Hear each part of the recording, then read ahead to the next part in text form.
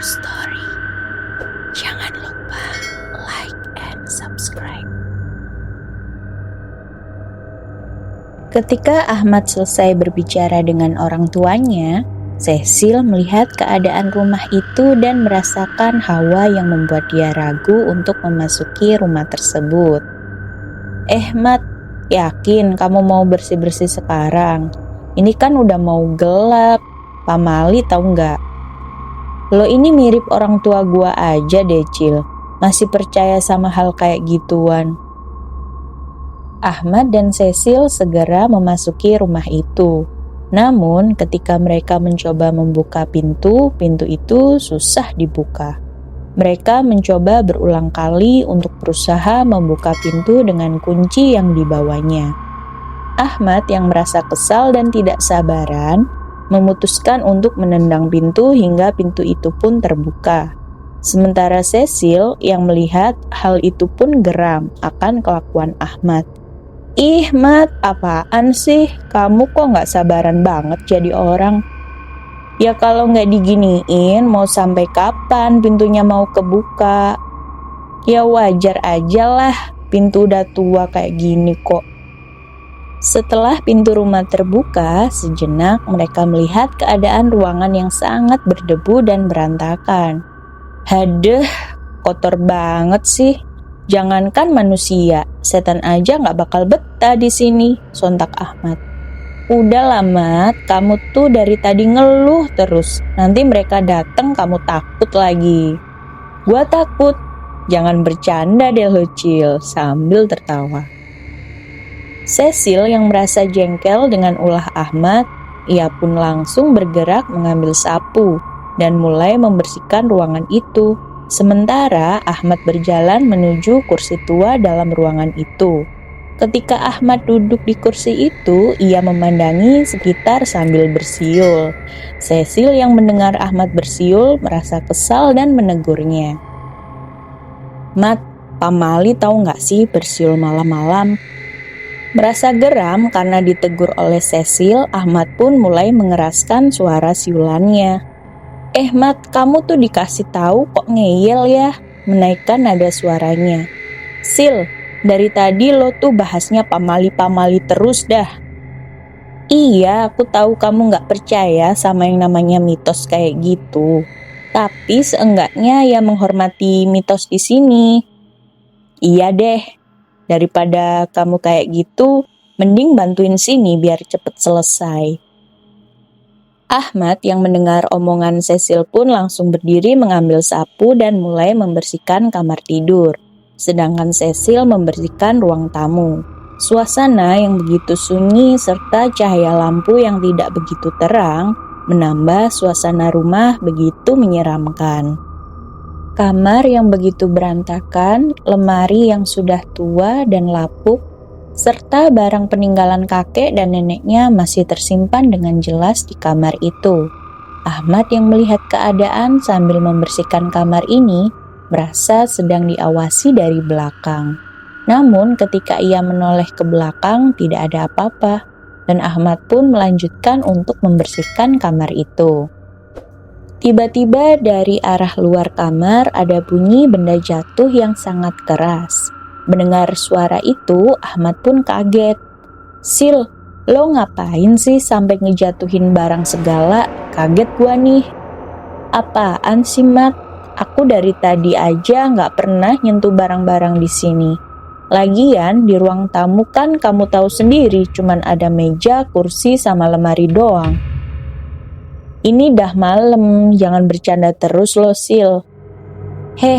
Aku nih gak kayak kamu yang sering bercanda.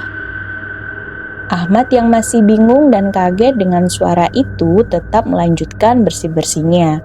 Namun kali ini bukan suara benda yang jatuh, melainkan pintu lemari yang terbuka sendiri dengan kunci lemari yang ada di meja.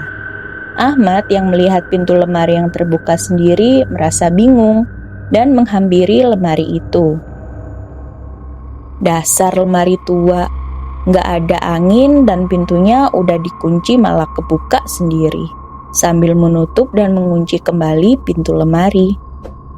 Saat Ahmad menutup kembali pintu lemari itu, seketika lampu di rumah itu kedap-kedip dan akhirnya mati dengan sendirinya. Mat, kok gini lampunya? Ya mana gua tahu, Cil. Dengan keadaan yang begitu gelap dan sunyi membuat Ahmad semakin cemas dan bingung akan hal-hal yang janggal di sini. Saat Ahmad sedang mengambil handphone di sakunya, ia pun merasa ada yang berbisik di telinga kirinya.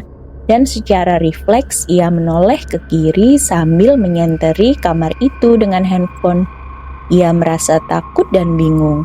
Namun Ahmad berpikir bahwa Cecil yang telah memanggilnya, karena di dalam rumah tersebut hanya ada mereka berdua saja. "Sil, ngapain lo manggil gua?" "Apaan sih, Mat? Kamu tuh dari tadi ngehayal terus deh." "Jangan bohong, Sil. Gua tadi dengar ada suara yang manggil nama gua." "Udah deh, Mat. Kamu nih jangan bikin aku takut. Udah tahu lagi suasananya lagi gelap dan sunyi gini." Ahmad yang mendengar perkataan Cecil menjadi semakin takut.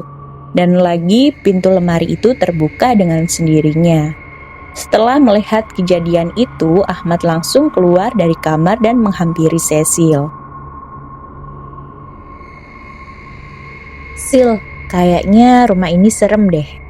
Merasa takut, Cecil yang bingung melihat Ahmad yang tidak biasa menampakkan wajah takutnya. Kini semakin percaya dengan adanya makhluk halus dalam rumah itu. "Kamu sih, makanya kalau dikasih tahu itu didengerin. Walaupun kamu gak percaya, tetap aja kita harus hormat pada budaya yang ada di sini." "Iya deh, Cil, kali ini gua yang salah." Tiba-tiba lampu kembali hidup kembali. Dan mereka mendengar suara wanita tertawa dengan sangat jelasnya. Meja dan kursi bergerak sendiri, benda-benda berjatuhan, dan pintu rumah yang terbuka dengan sendirinya. Mereka yang sudah ketakutan langsung menuju pintu keluar. Namun pintu itu tertutup dengan sendirinya. "Tolong kami!" ucap Ahmad sambil menggedor-gedor pintu. "Mat, tenang Mat, jangan khawatir, kita hanya harus berdoa dalam keadaan seperti ini." Ahmad yang sudah mencapai batas ketakutannya pun secara refleks menendang pintu itu berkali-kali hingga terbuka. Mereka pun langsung pergi keluar dengan tergesa-gesa. Tetapi saat mereka hendak menyalakan motornya, pintu rumah itu menutup dengan sendirinya. Ahmad yang langsung menancapkan gasnya pun langsung pergi meninggalkan rumah itu. Gelap, sunyi, dan sepi jalanan pada malam hari membuat mereka semakin panik. Tidak hanya di rumah itu saja mereka diganggu, tetapi ketika di perjalanan juga mereka diganggu. Mereka mendengar lagi suara tertawaan yang mereka dengar di rumah kakek Ahmad. Makin panik dan takut, ia menambah kecepatan motornya. Mat, gak usah ngebut juga kali, aku tahu kamu takut. Tapi ya seenggaknya kita pulang juga harus selamat. Ahmad yang tidak mendengarkan perkataan Cecil semakin menambah kecepatannya. Perjalanan yang mereka lalui hingga menuju jalan besar cukup memakan waktu yang lama. Dengan perasaan yang panik dan takut saat di perjalanan, Ahmad pun menyesali apa yang ia perbuat dan harus mendapatkan hukuman dari apa yang dia lakukan.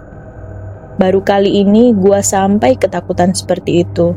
Dari sini gua belajar banyak hal, seperti makhluk halus itu memang ada dan kita harus menghormati budaya yang ada. Sifat kamu tuh harus dirubah, Mat. Jangan kayak gitu lagi. Iya deh, Cil, gua minta maaf sama kejadian yang tadi. Setelah perjalanan panjang di desa Ngulon yang membuat mereka panik dan takut, akhirnya mereka sampai pada jalan besar yang ramai akan kendaraan lalu lalang dan pulang ke tempat mereka berasal. Dan cerita pun selesai.